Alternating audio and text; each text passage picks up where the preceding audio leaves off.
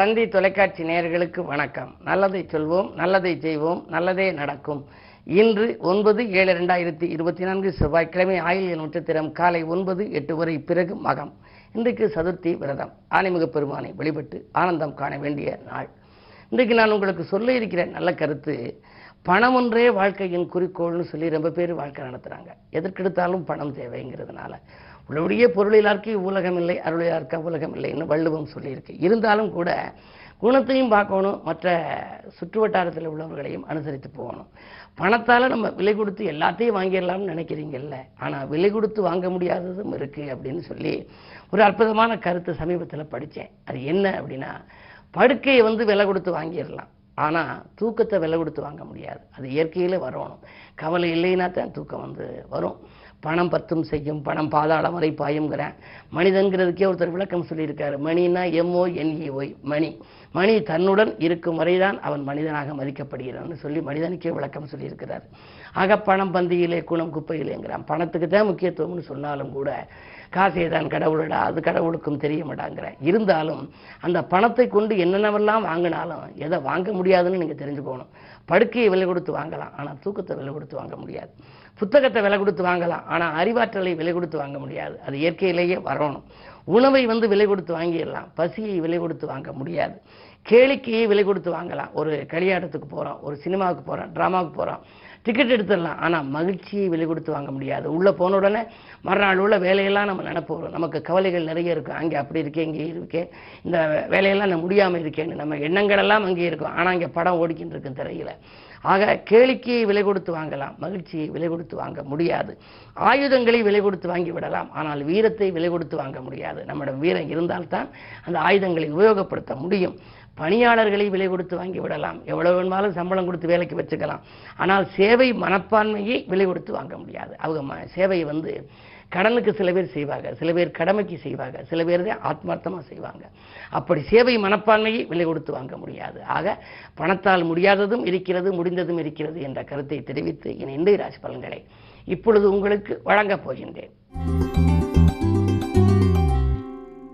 மேசராசி நேயர்களே, உங்களுக்கெல்லாம் ஆன்மீக நாட்டம் அதிகரிக்கின்ற நாள். இன்று அதிகாலையிலேயே உங்களுக்கு ஒரு நல்ல தகவல் வரப்போகிறது. தொழில் முன்னேற்றம், உத்தியோக முன்னேற்றம் உண்டு. ஆரோக்கியம் சீராகி ஆனந்தப்படுத்தும். 2 குரு இருப்பதனாலே இன்றைக்கு குடும்பத்திலே உங்கள் 2 நாட்களாக நடைபெறாத ஒரு மங்கள காரியம் நடைபெறுவதற்கான அறிகுறிகள் தென்படும். ரிஷபராசி நேயர்களே, உங்களுக்கு இன்று யோகமான நாள். எதிர்பாராத விதத்திலே உதவிகள் கிடைத்து மகிழப் போகிறீர்கள். அது மட்டுமல்ல, இல்லை என்று சொல்பவர்களுக்கு கொடுத்து உதவும் எண்ணமும் உங்களுக்கு மேலோங்கும். புகழ்பெற்ற ஆலயங்களுக்கு சென்று வழிபட்டு வர வேண்டும் என்று நினைத்த உங்களுடைய நினைவு இன்று நனவாகப் போகின்றது. உங்கள் ராசிக்கு 12 செவ்வாய். சுப விரயங்கள் அதிகரிக்கும். வீடு வாங்குவது, இடம் வாங்குவது, கட்டிய மனையை பழுது பார்ப்பது போன்றவற்றையெல்லாம் நீங்கள் கவனம் செலுத்தக்கூடிய விதத்திலே இந்த கிரக நிலைகள் உங்களுக்கு சாதகமாக இருக்கிறது. மிதுன ராசி நேயர்களே, ராசியிலேயே சூரியன். உங்களுக்கு கொஞ்சம் முன்கோபம் என்று அதிகரிக்கலாம். முன்கோபத்தின் காரணமாக பல காரியங்களில் முட்டுக்கட்டைகள் வரும். தொழிலிலே கூட நீங்கள் கூட்டாளிகளை கொஞ்சம் அனுசரித்து வைத்துக் கொள்வது நல்லது. உத்தியோகத்தில் உள்ளவர்கள் மேலதிகாரிகளின் அனுசரிப்பு கொஞ்சம் குறையலாம். அவர்களின் வெறுப்புக்கு ஆளாக நேரிடும். எனவே கவனத்தோடு செயல்படுவதே உத்தமம். கடகராசி நேயர்களே, உங்களுக்கெல்லாம் இன்று காலை 9:08 வரை உங்கள் ராசிக்குள் சந்திரன். அதிகாலையில் உங்களுக்கு ஒரு அற்புதமான நேரம். எழுந்தவுடனேயே நீங்கள் ஏதேனும் புது முயற்சிகளை செய்ய நினைத்தால் தொலைபேசி வாயிலாக அந்த பெரிய மனிதர்களோடு தொடர்பு கொள்ளலாம். இருந்தாலும் கூட உங்களுக்கு இன்று முழுவதுமே யோகமான நாள் தான். விட்டுப்போன வரன்கள் மீண்டும் சேரலாம். விலையுயர்ந்த பொருட்களை வாங்கி மகிழ்வீர்கள். தொழில் முன்னேற்றம், உத்தியோக முன்னேற்றம் உங்களுக்கு சிறப்பாகவே இருக்கிறது. அஷ்டமத்து சனி வலிமை இழந்திருப்பதால் நீங்கள் எதை எதிர்பார்த்து காத்திருந்தாலும் அந்த காரியங்கள் நடைபெறவில்லையே என்று கவலைப்பட வேண்டாம். இன்று உங்களுக்கு காலையில் காரியங்கள் நடைபெறாவிட்டாலும் மதியத்திற்கு மேல் மனக்கலக்கம் அகலும், பணப்புழக்கம் அதிகரிக்கும், காரியங்கள் நடைபெற்று மகிழ்ச்சியை வழங்கும். சிம்மராசி நேயர்களே, இன்று காலை 9:08 மேல் உங்கள் ராசிக்குள் சந்திரன். சந்திரன் விரையாதிபதி ராசிக்குள் வந்துவிட்டால் விரயங்கள் கூடுதலாக இருக்க வேண்டும். குறிப்பாக தாயின் உடல்நலத்தில் கவனம் தேவை. உங்கள் உடல்நலத்திலும் கவனம் தேவை. சில பேருக்கு ரண சிகிச்சை செய்யும் சூழல் கூட உருவாகலாம். என்ன இருந்தாலும் கொஞ்சம் மன அமைதி குறைவு ஏற்படும். இன்றைக்கு நீங்கள் அருகில் உள்ளவர்களையும் அனுசரித்துக் கொள்ள வேண்டும். ஆரோக்கியத்திலும் கவனம் செலுத்த வேண்டும். கன்னிராசி நேயர்களே, குறு பார்வை இருக்கிறது. குறு பார்வை இருப்பதனாலே குழப்பங்கள் தீரும், குதூகலம் கூடும், வியாபார போட்டிகளை சமாளிப்பீர்கள். அதே நேரம் வீடு கட்டுவது அல்லது கட்டியை விட்டு பழுது பார்ப்பது போன்றவற்றிலும் உங்கள் கவனம் செல்லும். 7லே ராகு இருப்பதால் வாழ்க்கை துணை வழியே சில பிரச்சனைகள் வரலாம். கொஞ்சம் விட்டு கொடுத்து செல்ல வேண்டிய நேரம் இது. துலாம் ராசி நேயர்களே, இன்றைக்கு உங்களுக்கு மருத்துவ செலவுகள் கொஞ்சம் அதிகரிக்கலாம். மனக்கலக்கம் கூடும்.